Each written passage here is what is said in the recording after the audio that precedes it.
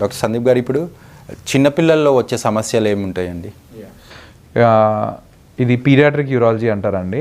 యాక్చువల్గా urologist role ఏంటి అంటే, ఇప్పుడు లేడీస్లో గైనకాలజిస్ట్ ఎలా ఉంటారో, యూరాలజిస్ట్ అనేది జెంట్స్ వాళ్ళ గైనకాలజిస్ట్ అనమాట. అందుకే ఆండ్రాలజిస్ట్ అంటారు.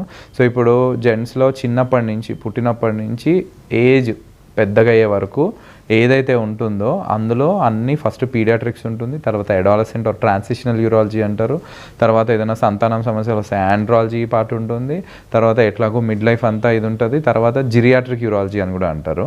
So answering your question sir, చిన్నపిల్లల్లో ఎక్కువ వచ్చే సమస్యలు ఏంటి అంటే యూరిన్ ఇన్ఫెక్షన్స్.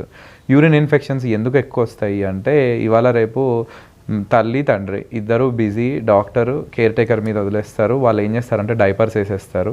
ఇంతకుముందు ఏంటి అంటే డైపర్ ఎక్కడన్నా వెళితే సమస్య ఉంటుందని డైపర్ వేసేవాళ్ళు. ఇవాళ రేపు పొద్దున్న నుంచి సాయంత్రం మళ్ళీ రాత్రి నిద్ర డిస్టర్బ్ కాకుండా ఉండడానికి డైపర్ వేసేస్తారు. డైపర్ వేస్తే ఏమవుతుంది అంటే పాపం పిల్లవాడు దానిలోనే యూరిన్ పోస్తాడు. అందులో ఏమవుతుందంటే చాలాసేపు మనం డైపర్ తీయము. సో ఇన్ఫెక్షన్ అక్కడ జర్మ్స్ అన్నీ వచ్చేస్తాయి. వచ్చి అది మళ్ళీ బ్యాక్ వెళ్తాయి అన్నమాట. సో డైపర్లోంచి బయటికి వెళ్ళలేవు కాబట్టి యూరిన్ బ్యాక్ వెళ్ళదు.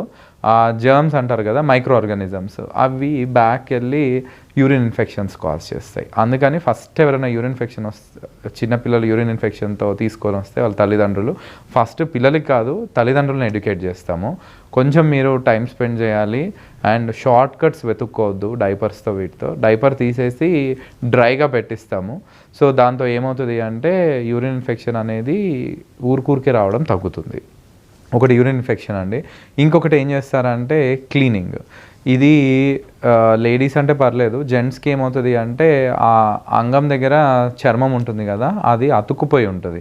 నార్మల్ అంటే ఫిజియలాజికల్ ఫైమోసిస్ అంటారు. 1 year నుంచి 4-5 సంవత్సరాలు అంటే 4 to 5 years వరకు ఇది నార్మల్ అతుక్కుపోయే ఉంటుంది. పెద్దగా భయపడాల్సిన అవసరం లేదు. ఆ తర్వాత స్కిన్ అనేది మనం అంగం మీద బ్యాక్ అని క్లీన్ చేసి మళ్ళీ ముందుకు పెట్టాలి. పిల్లలు ఇవి నేర్చుకోలేరు కాబట్టి ఇంట్లో ఎవరుంటారో హెడ్ ఎవరుంటారో మోస్ట్లీ ఫాదరే ఉంటారు. సో ఫస్ట్ ఇంట్లో జెంట్స్ ఫాదరు ఈ హైజీన్ ఎట్లా మెయింటైన్ చేయాలో నేర్చుకోవాలి. ఆ తర్వాత వాళ్ళే పిల్లలకి నేర్పిస్తారు.